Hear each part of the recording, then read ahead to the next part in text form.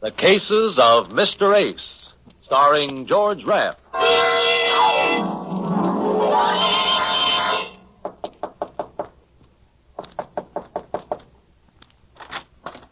Yes? My name's Eddie Ace. Oh, yes, you're the private detective. Yes. There was a message at my office from a Dr. Gale. Asked me to come right over here. Is he in? I am Dr. Gale. Come in. Please. So, you're Dr. Gale. Shouldn't I be? I didn't expect you to be a woman. Now, what can I do for you? I want to retain you to talk to me. To talk to you? You'll be amply repaid for your time. Well, you don't have to bribe me. All you have to do is tell me what I'm to talk to you about. Your experiences? Why? You see, I'm a psychoanalyst, Mr. Ace. I'm planning a book dealing with criminal psychology. And I intend to do something different. And there I need your help. I want the material fresh and unbiased, so to speak. From the point of view of a private detective. Of more specifically, an Eddie Ace. You make me feel very important. Is that a trick of a psychoanalyst? No. That's a trick of a woman. What do you say, Mr. Ace? All you want me to do is to come here whenever I'm finished a case and tell you about it. Mm-hmm. The strange people you meet, what they said, how they reacted, what they were after. I guess you know what you're after, Dr. Gale. All right. When do we begin? I'm listening, Mr. Ace. I'm listening.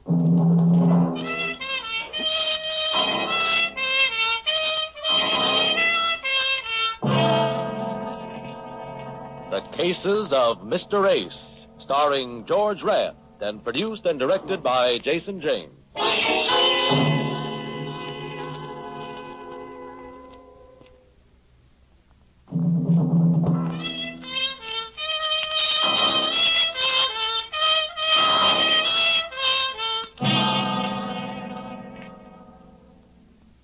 You're sure my typewriter won't disturb you, Mr. Ace? I don't think the typewriter would bother me, but I'm not so sure about the typist.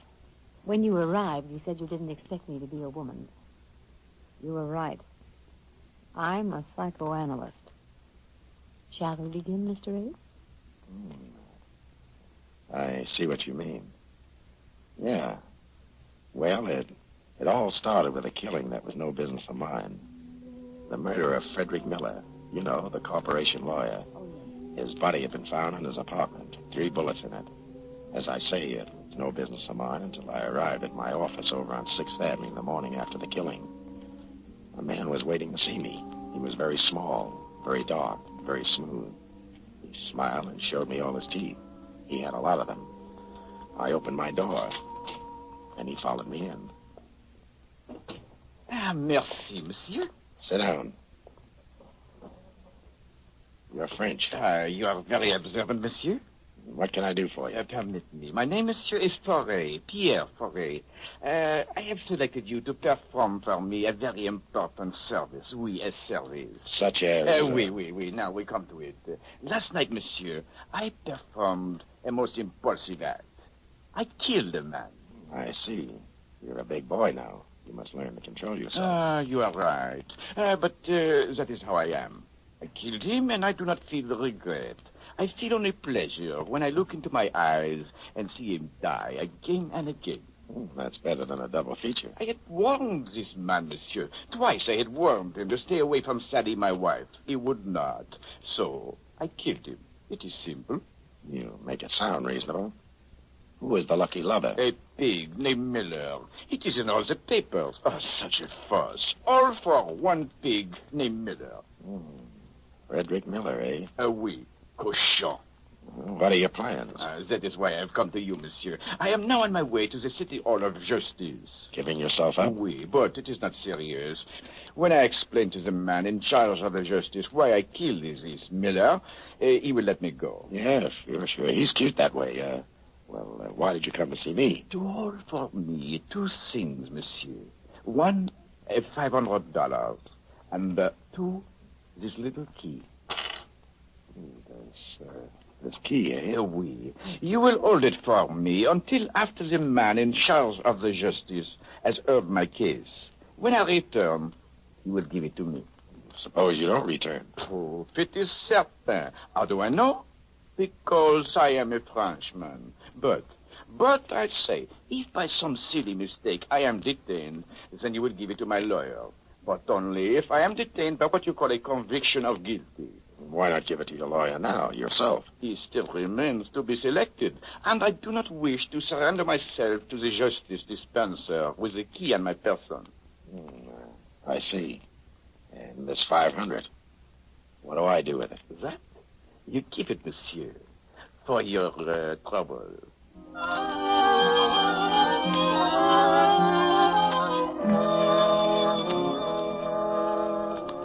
Ray left, and I sat fingering the 500 and the key. It was a small brass key, the kind you use on your trunk.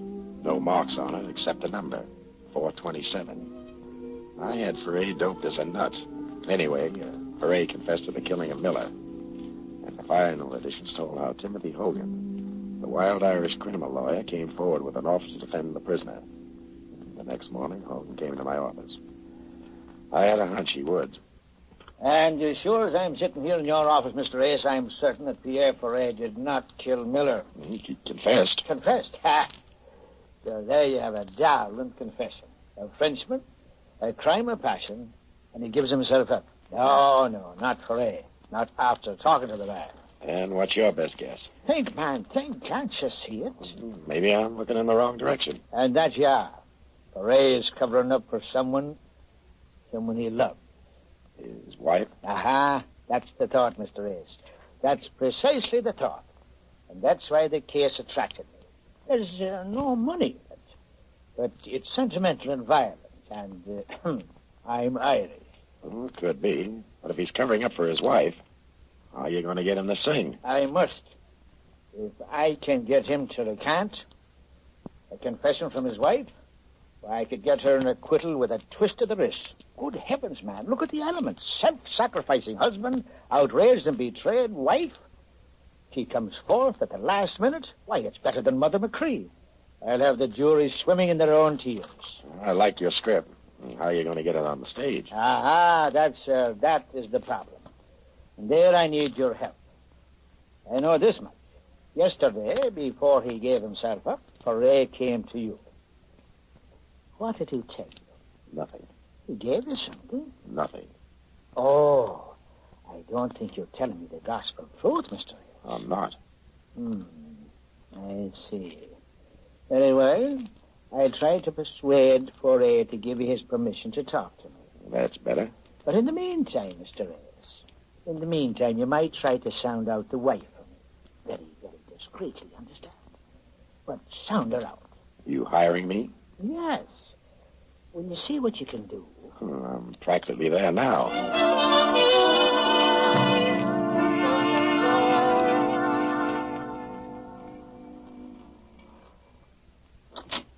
Yes?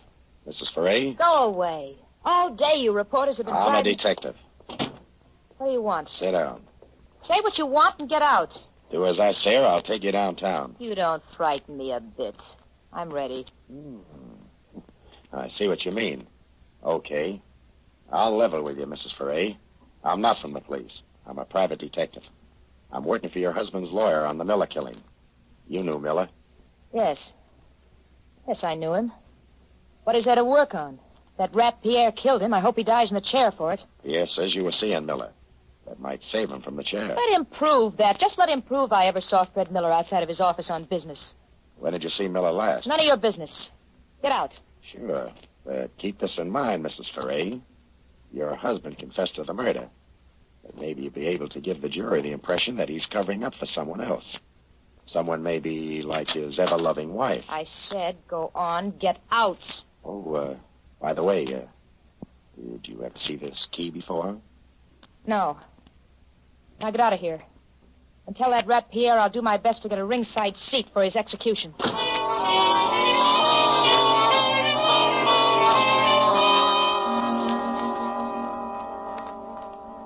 I went went back to my office, opened my door, and then I saw him. A man was sitting behind my desk. He got to his feet. He didn't introduce himself, but I could tell by the bulge in his right pocket that he had a very good reference. You are Mr. Ace. What do you want? The key, Mr. Ace. What key? Please, Mr. Ace, do not act childish. Give me the key. I'm bigger than you are. But if you force me to use this gun, I shall be liver than you are. The key, please. He pointed a stubby little revolver at my head. I gave him the key. He thanked me politely enough and left. I counted 10, then raced down the hall to the fire exit, slammed down the iron stairs, and picked up behind him as he was leaving the building.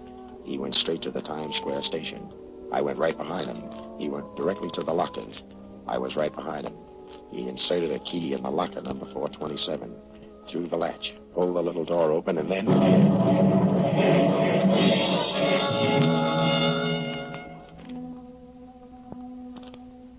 It must have been hours later when I opened my eyes. I was still in the station. Near me and around me were maybe a dozen more. Cops and interns milled around. But bending over me was Detective Lieutenant Walsh. Feeling better, Ace? Yeah, Oh, my head.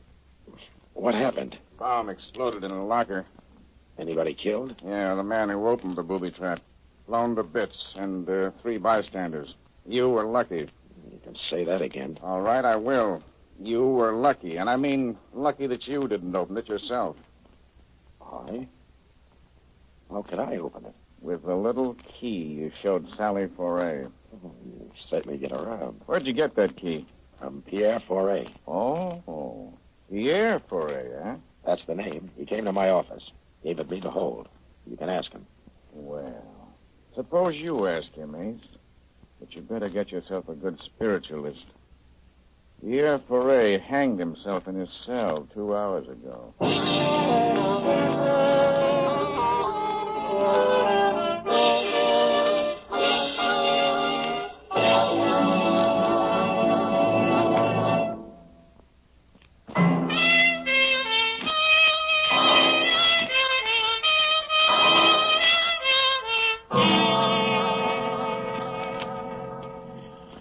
Walsh took me down to police headquarters. He talked to me for 2 hours.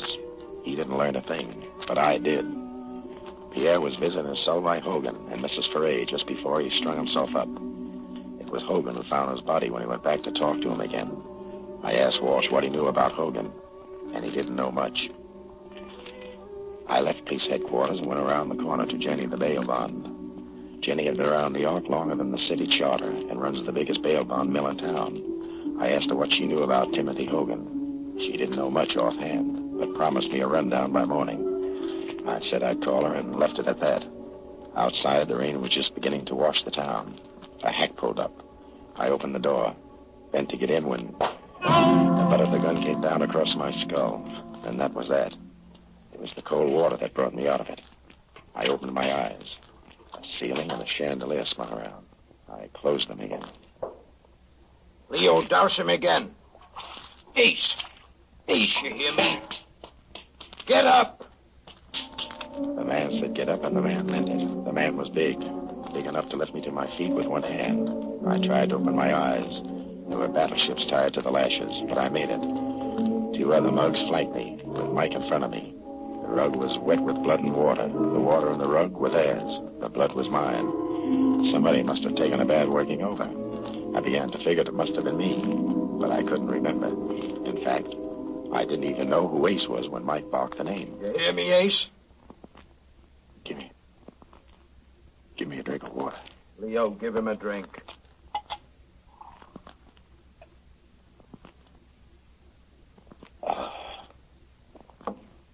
Better. You're making a lot of trouble for us, Ace. It ain't necessary. Now, look what you look like. Busted nose, busted lips, busted eyes. You think we like to do things like this? And just look at me old lady's rug. Don't let it break you up. Just look at yourself. And for what? Tell me. For what? Because you get stubborn. You mustn't be impatient. I'm not very bright. What am I stubborn about? All we want to know is where is the envelope Poirier gave you? Michael, how much longer will you be? Just a few more minutes, Ma. Oh, well, just look at that rug. I'll have it cleaned. Well, hurry up. The hot cake is getting all burned. All right, Ace, I'm through talking nice. Where's the envelope? Ray didn't give me any. Leo, take it. Oh. Michael, for heaven's sake, be careful of the rug.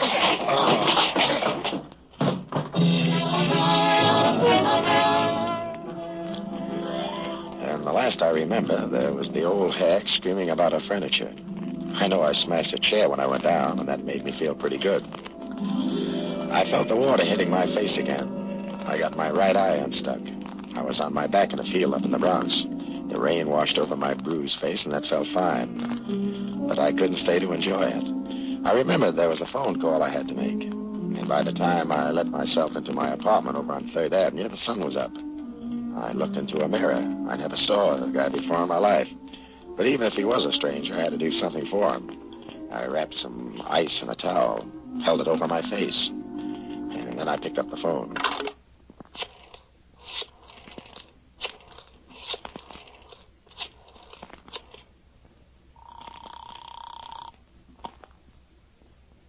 Jenny's bail bonds. You sleep in that ratty office of yours, Jenny? Well, there's citizens being arrested, day and night, Ace. I got that schmear on Hogan for you. How does he shape? Well, he was the mouthpiece for the old Ringo mob. Back in Prohibition, when Ringo got pushed over, rest his soul, Hogan fronted for the policy boys in Harlem. And finally, he broke away from the heist guys, went into straight criminal law. Only the very highest types of criminals. Where does he hail from? Why, he's from, here it says, Timothy Hogan, Washington University, class of 28, X. X. What's that mean? X, it says here, it says. I see, he didn't finish at Washington. No record of any other school. I see. All right, thanks, Jenny. Yeah? Anything else I can do for you? Yeah. Keep a nice fat bail bond warm. I may need it.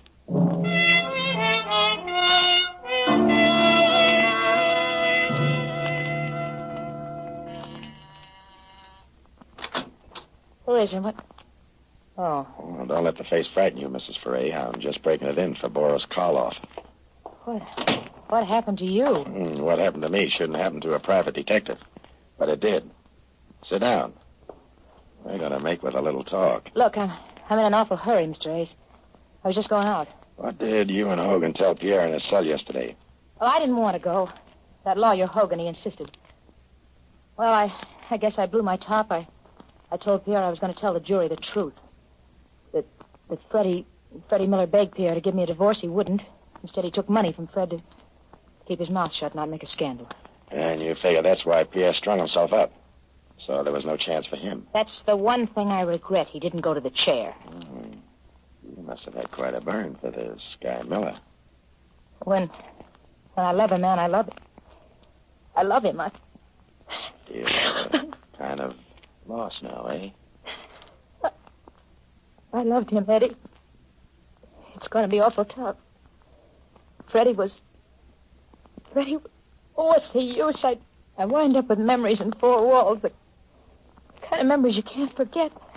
Kind of cut your heart out every time you breathe. Come here. What am I going to do, Eddie? How can I forget it? Easy. You call me Eddie. Just try calling me Freddie. All right. I'll try it. I'll try it.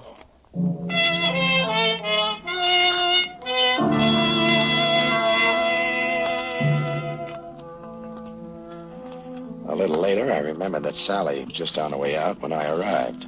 I asked where she was headed for. She hedged a little, but then I saw the court orders on the desk. She was going down to the First National Bank to open Pierre Foray's safety deposit box. I went with her. The small vault contained some jewels, an insurance policy, and a bulky package wrapped in brown paper. The jewels are mine. I'll take them with me. Maybe we better see what's in this package. Oh, I can't imagine what it could be. Money. $1,000 bills. Must be 50 of them. $50,000?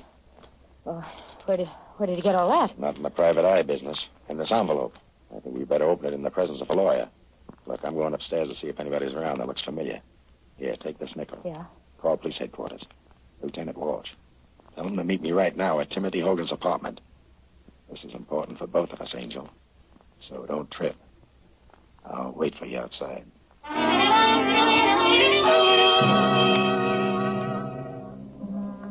I waited. 4 minutes later, she joined me. Told me Walsh was starting out. We got to Hogan's apartment first. Well, Mr. Ace, Mrs. Foray, sit down, sit down. What happened to your face, Mr. Ace? I ran into an open gun cell in the dark. Oh, really now? Where? I didn't get the address, but it was the home of that mug named Mike you keep on your payroll. I see. What else do you know? Put that heater away, Hogan. Walsh is on his way up. I'll give it to you fast. Frederick Miller, the lawyer used to Needland Court. Dug into your background. Found out you weren't a member of the bar. Never finished law school. Why, you weren't even a shyster. And that's why I killed him. Right. But Foray confessed. That was the deal you made with him. 50 G's if he confessed to the murder of Miller. And you think a man would confess to a murder for any amount of money? You convinced him you'd get him an acquittal. On the unwritten law. But before he agreed, he wanted full protection. This little envelope we got out of his safety deposit box. That's true, Mr. Ace. That's true. I had to give him my signed confession, just in case anything went wrong. And plenty went wrong. He didn't trust you. You'd try to get that confession back. But you'd watch every move he made before he confessed to the police. That's why he came to me. Gave me a key to a booby trap. He figured you'd try to get that key from me. Open the booby trap. And get your head blown off. But you sent one of your mugs instead. You leave nothing for me to say, Ace. Is there anything else you'd like to know before I kill you? Yeah. How did you manage to kill Foray in his cell? That, my friend, that is the trade secret which I cannot divulge. Too bad, Hogan. Bright guy like you. I know that Walsh will feel the same way about it. But he's a city cop. Mr. Ace, you are priceless. But you made just one little mistake. You see, Sally here wasn't in love with Miller. You didn't even know him. Sally was and always has been in love with me. That true, Sally? Here's your nickel, Eddie. I didn't make that call to police headquarters. So little Sally wasn't 3-timing. She was 4-timing. You know, Ace, it's remarkable you've stayed alive as long as you have. Can you give me one good reason why I shouldn't kill you? Can I skip that question and take the $32? Go home, Sally. Yeah. Yeah, I'm sorry, Eddie. Believe me, I am. Go on home and sharpen your stiletto. Going somewhere, Mrs. Foray? Look out, Walsh. He'll shoot. That's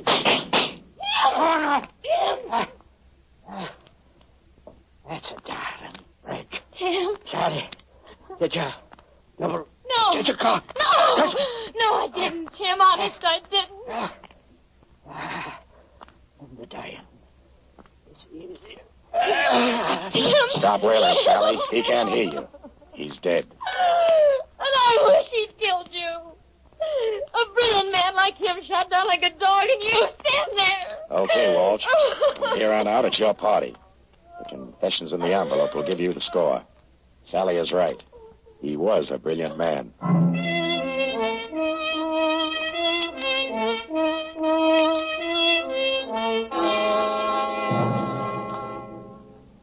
And that's how Timothy Hogan died. Here, I called Walsh when I left Sally for a minute at the bank. She could have been held as an accessory to the murder of her husband in his cell. But Walsh never got her down to headquarters. She took a header out of the window. I guess it was better for her like that. Well, that was a gory business, wasn't it? Gory? Oh, I thought I'd give you the mild ones first. Mild? Good heavens. Do you mean that this sort of thing goes on with you all the time? Only when business is good. Well, for my sake, then, I hope business improves. Good night, Mr. Ace. There's something I like to say, Dr. Gale. Yes? Well, it's... never mind. Maybe next time. Or maybe the time after that. You're reading my thoughts marked private. Good night, Dr. Gale.